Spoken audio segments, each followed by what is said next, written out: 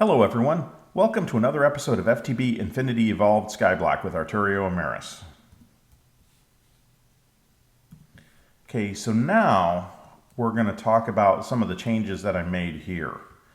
Not a lot had happened. Like, I had made a thermionic fabricator previously off camera, and I had used it to make the diamond vacuum tubes that I needed for the lasers and the assembly table.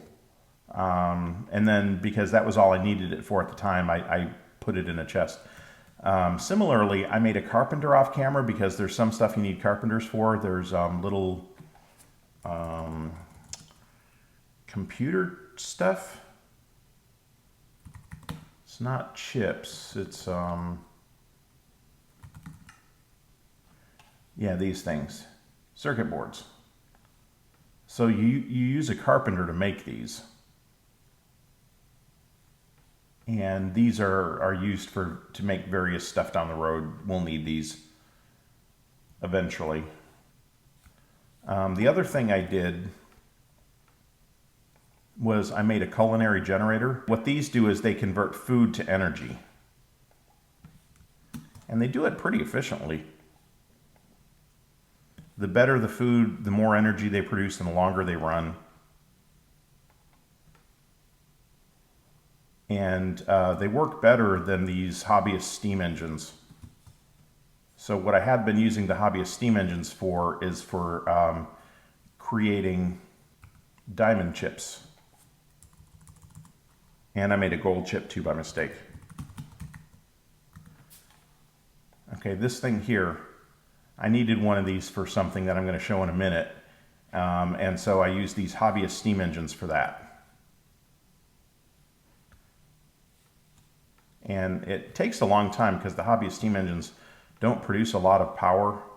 And 800,000 RF is an awful lot. So the two of these basically, when they're full steam, will make 64 between them. So that's, I'd have to do the math, but it basically takes like 10 or 20 minutes to make one diamond chip this way. And what I used that for was over here. I've got a drawer controller, and I made this smeltery a little bigger, and I've set it up a little bit so that when I put stuff in here, I can go to this casting basin here. It's got a transfer node underneath it. The same for this casting table and this one here. And by putting these redstone clocks right over them, they'll automatically output. So like if I have a tremendous amount of iron, which I occasionally have a tremendous amount of iron, I just put it in here, it smelts. I can take the redstone clock, move that one up there, move this one down here, and what it'll do is it'll automatically output iron as long as iron is the only thing that's in this smeltery. And the iron will automatically get output to this casting basin. The transfer node will pull it underneath here, send it over to the drawer controller, which will parse it out to the appropriate drawer, which happens to be this one here.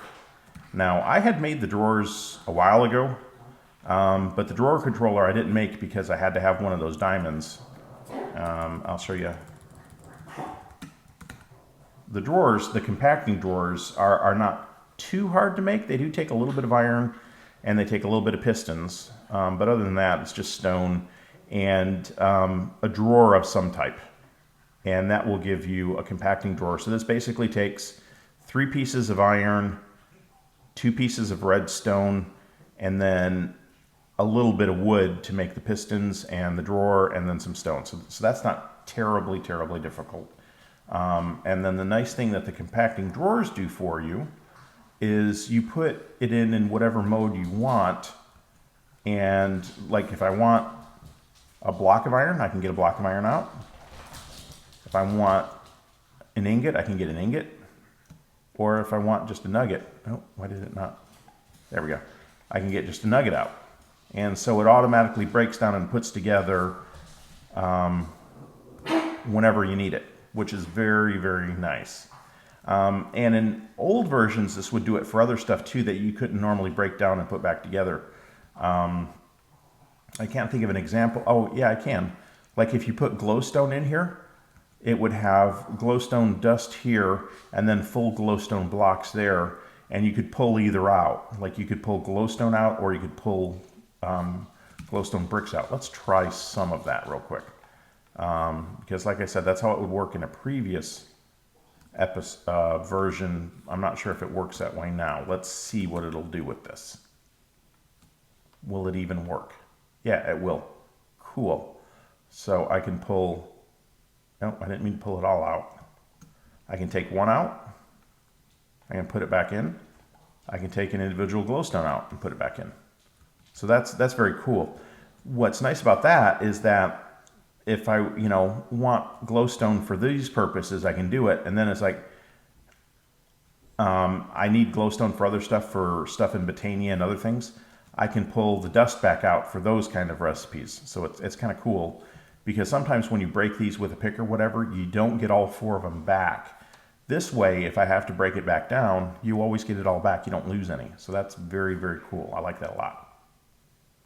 So this is an evolving system. It'll evolve more over time. So you can see how quickly it's kind of producing stuff. And each one of these generators would have made or consumed 3 hamburgers by now. So over here, I have this system set up for processing soybeans. And the way it works is soybeans produce 3 different things: firm tofu, silken tofu, and soy milk. And so if you put soybeans in here, they'll get fed into this one presser, and that produces just the silken tofu, I think. On this side, if you put soybeans here, that goes into this hopper, which goes into this presser. And so this will produce silken tofu, which comes out, gets forced into the second presser, and this presser will produce both the firm tofu and the soy milk. And those will get gathered, and they all end up down in this chest here. So that's how you get all 3 products. So let's just test that real quick. See if my memory is accurate. Yeah, okay. Yeah, it's the silken tofu. This will get broken down into the 2. Firm tofu and then the soy milk. It's just kind of happening so fast you're not even seeing it.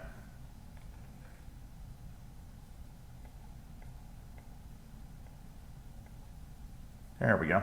Okay. So that's nice, because this is how I make the hamburgers. And speaking of which, I'm going to take those out of there, because I am kind of using those as a food source right now. But yeah, basically, just as the normal vanilla apple gives you pretty good food, and for just kind of not starving to death, it's not a bad food. This other stuff it's a little too hard to make really good food initially. I'm still trying to get everything set up. Like one of the better foods is beef Wellington. And it doesn't look terribly difficult to make. You need firm tofu, dough, white mushrooms, and spinach. Well, I've got spinach, I've got that. I now have white mushrooms. Let me show you where those are. Those are over here. Okay. The dough is a little tricky. To make the dough, I need salt, flour, a mixing bowl, and water. So I've got a mixing bowl made. That's not a big deal.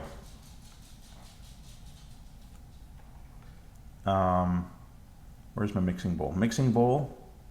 And I'll show you how to make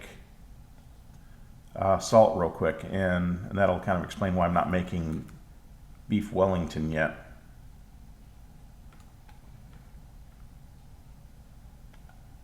Need one. There doesn't seem to be an automated way to do this, and it would be nice if you could buy salt. So that's what you have to do. If you have a crafting station like this, you can put your pot in there, and that makes it a little easier. Yeah, and unfortunately, you can't right-click it in there. So it's not impossible to do this. It just takes a while. And if you have a lot of patience, you know, you can make a stack of salt. But until I come up with a method of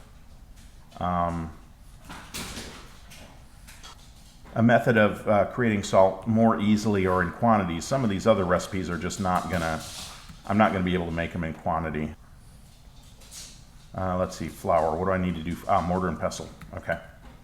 So I'm just trying to show how to make at least a couple of these beef Wellington real quick. Mortar and pestle. And they're all pretty easy to make. Just look them up in NEI and it'll show you how to make those. Okay, so there's flour. And I'm trying to make dough. So I need water, salt, flour, mixing bowl, all right? And again, I'm gonna have to go over here and use this crafting table, and I can put mortar and pestle in there, I can put the flour in there, and I can put the salt in there. And then the water buckets, for like a small amount of these, if I had 6 water buckets, it'd be a little easier.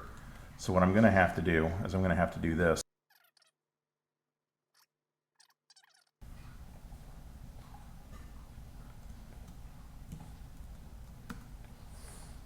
All right.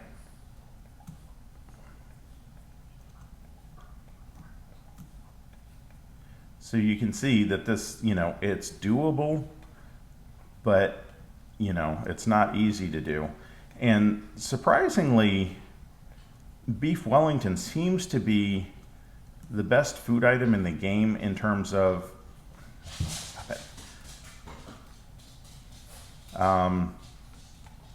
what it does for you.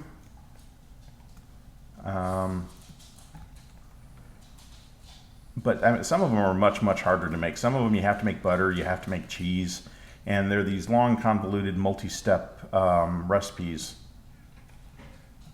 Where's my spinach? Spinach. Little frustrating.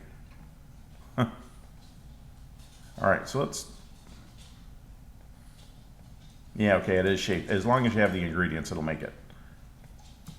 Now, in previous versions of Pam's Harvest Craft, if you rolled over these, it would give you the stats for it. This doesn't. You're going to have to go to the Pam's Wiki to see. But beef Wellington recovers the most health or the most hunger and has one of the highest saturations. So if you do want to feed it into the culinary generator, apparently it's one of the best foods. Let's see. Like if you open up the culinary generator and scroll over the food, it'll tell you how much food it'll produce. This will generate just shy of 64,000 RF at 32 RF a tick, and this will generate 152,000 RF at 60 RF a tick. So let's just put some in and see what it does.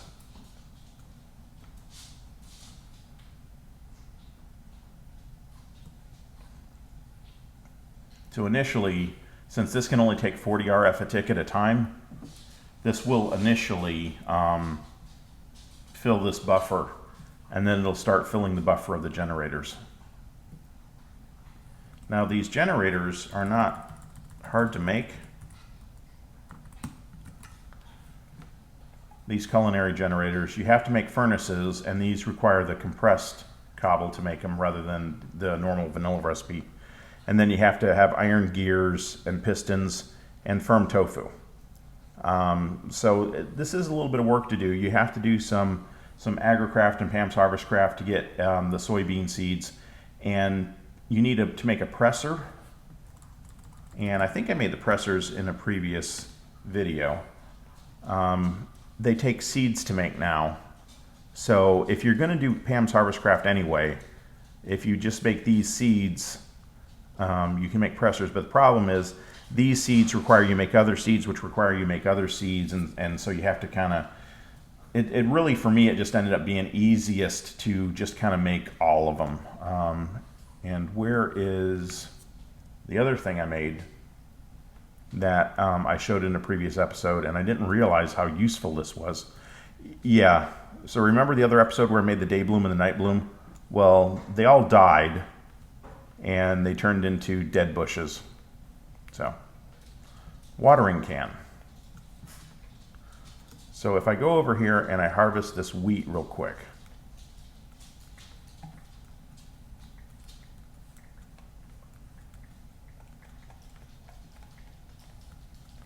Oh, that one's not fully mature yet. Neither's that one. Okay, so shift right click, and look how quick that stuff grows. So if you are doing the seed thing, you definitely want the watering can as soon as possible, because it is one of the fastest way to grow plants. And if you're trying to crossbreed and stuff like that, and I did test this, this is the fastest way to crossbreed.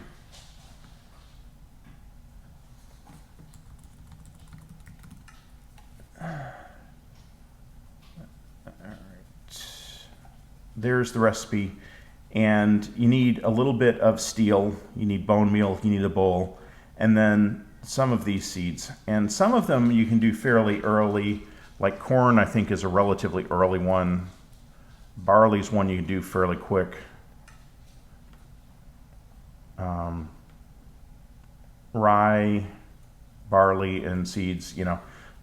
But some of them, like kiwi, is like several steps in. Like you're not going to get kiwi seeds fairly quickly.